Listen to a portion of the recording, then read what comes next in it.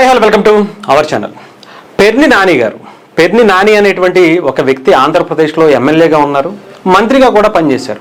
తాతల పేరు చెప్పుకుని, తండ్రుల పేరు చెప్పుకుని రాజకీయాల్లోకి వచ్చినటువంటి వ్యక్తి రీసెంట్గా ఏం చేస్తారు పాపం, అధికారం లేదు, ఎమ్మెల్యే కూడా గెలవటం పక్కన పెడితే కనీసం పోటీ చేయాలన్నా కూడా భయపడినటువంటి వ్యక్తి. ఆయన ఇప్పుడు ఏం చేస్తున్నారంటే ప్రధానమంత్రి నరేంద్ర మోదీ గారికి సలహాలు సూచనలు చేస్తున్నటువంటి పరిస్థితి కనిపిస్తుంది. పాపం ఆఖరికి ప్రధానమంత్రి నరేంద్ర మోదీ గారికి ఈయన దగ్గర సలహాలు తీసుకునేటువంటి పరిస్థితి ఆయనకు ఉందంటారా? ఆలోచిద్దాం.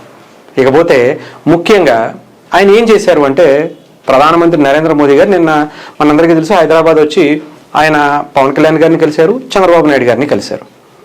ఇప్పటి వరకు జగన్మోహన్ రెడ్డి గారిని ఎప్పుడూ కలవలేదు. కనీసం ఢిల్లీ వెళ్తే కూడా అపాయింట్మెంటే ఇవ్వట్లేదు.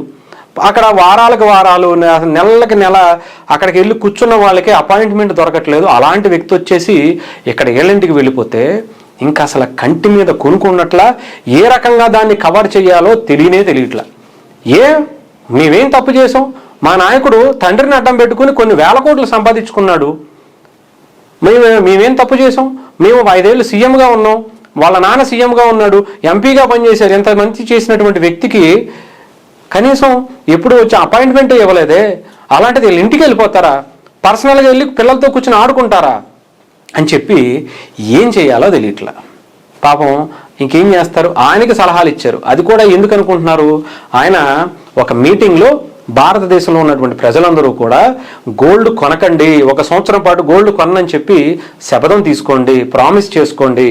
అలాగే పెట్రోల్ అంటే వాడకాన్ని తగ్గించండి, వర్క్ ఫ్రమ్ హోమ్ని లేదంటే పిచ్చి పిచ్చి తిరుగుళ్ళన్నింటిని కూడా కొంచెం కంట్రోల్ చేసుకోండి, నూనె వాడకాన్ని తగ్గించండి.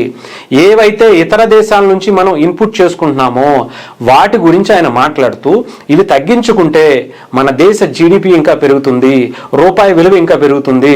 మనం బయట దేశాలకి మనం ఏదైనా కొనాలనుకునేటప్పుడు మనం ఏమో డాలర్ రూపంలో కొనాల్సి వస్తుంది. సో దాన్ని తగ్గించుకుంటే మన ఆర్థిక పరిస్థితి కూడా మెరుగుపడుతుంది. అక్కడ వచ్చేటువంటి యుద్ధాలకు సంబంధించి పరిస్థితుల గురించి కూడా ఆయన వివరిస్తూ కొంచెం చెప్పినటువంటి పరిస్థితి కనిపించింది.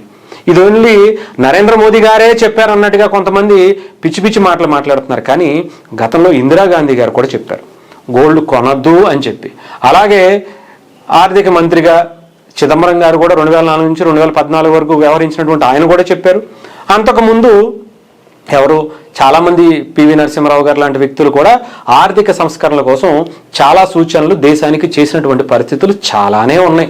బట్ ఈయనేదో పెద్ద వేదాంతి సిద్ధాంతి అయినట్టు మోదీ గారిని మాత్రమే టార్గెట్ చేసి, ఎందుకంటే కూటమిలో కదా ఇక్కడ పాపం తెలియట్లా. ఇప్పుడు నాకు తెలిసి వెనకాల గట్టిగా వార్నింగ్ వచ్చే ఉంటుంది. బాబు అనవసరంగా ఎందుకయ్యా బాబు ఆయన గెలుక్కుంటున్నాం, మళ్ళీ ఆయన ఏమంటారు గట్టిగా తుమ్మితే ఆ బెయిల్ రద్దయిపోయేటువంటి పరిస్థితి ఉంటుంది, అనవసరంగా ఈయన మాటలతో వాళ్ళ నాయకుడికి మళ్ళీ లోపలికి పంపించేటువంటి పరిస్థితి ఉంటుందని వార్నింగ్లు కూడా ఇల్లే ఉంటాయి. పాప ఏం చేస్తారు? అయినా కానీ ఉచిత సలహాలు కదా, వాళ్ళకి మామూలుగానే నోరు కంట్రోల్లో ఉండదు. ఏది పడితే అది, ఎవరు పడితే అది. అవసరమైతే అమెరికా అధ్యక్షుడు ట్రంప్కి కూడా సలహాలు ఇచ్చేస్తాడు ఈయన. ఈ పార్టీ వాళ్ళు కూడా అలాంటి వాళ్ళు, ఆ పార్టీకి సంబంధించి. పాపం ఇప్పుడు అదే పని చేశారు. ఎందుకంటే మీరు ముందు తగ్గించుకోండి, మీ కూటమిలో ఉన్నటువంటి చంద్రబాబు నాయుడు గారిని, లోకేష్ గారిని, పవన్ కళ్యాణ్ గారిని హైదరాబాద్ పద్దాకా వెళ్ళొద్దని చెప్పండి, ఇక్కడ ఆంధ్రప్రదేశ్లో ఉండమని చెప్పండి, మీరు కూడా మీ ఫ్లైట్లుగా తగ్గించుకోండి అని చెప్పి వాళ్ళకి సలహాలు ఇస్తున్నారు. మన జగన్మోహన్ రెడ్డి గారు నిన్నగాక మొన్న ఆయన ఒక పెళ్లికి వచ్చాడు. పెళ్లికి వచ్చి ఒక హెలికాప్టర్ వేసుకొని వచ్చాడు. ముందు అవి తగ్గించుకోమని. ఓకేనా? ముందు మీరు తగ్గించండి. మాట్లాడితే హైదరాబాద్కి వచ్చి మీ వ్యాపారాలు చూసుకోవడానికి హైదరాబాద్ వస్తుంటారు కదా, అవి తగ్గించుకొని అక్కడే కూర్చోండి పోనీ, సరిపోద్ది. అలాంటివి ముందు మీరు చేసి ముఖ్యంగా మీ జగన్మోహన్ రెడ్డి గారికి చెప్పండి. మాట్లాడితే ఇక్కడ ఇన్ని ప్యాలెస్లు కట్టుకున్నావు కదయ్యా, కొన్ని వేల కోట్లు అక్రమంగా సంపాదించినట్లతో మాట్లాడితే వెళ్ళి అలహంగా ప్యాలెస్లో కూర్చుంటావు ఏంటి బెంగళూరులో, ఇక్కడ కూర్చో అని చెప్పి జగన్మోహన్ రెడ్డి గారికి సలహా ఇవ్వండి. ఆ తర్వాత మళ్ళీ రీసెంట్గా ఆయన హైదరాబాద్ కూడా వస్తున్నాడని చెప్పి వార్తలు వస్తున్నాయి. హైదరాబాద్లో మకాం మారుస్తున్నాడని కూడా తెలుస్తూ ఉంది. మరి ఇప్పుడు దాన్ని ఆపండి, అర్థమైందా?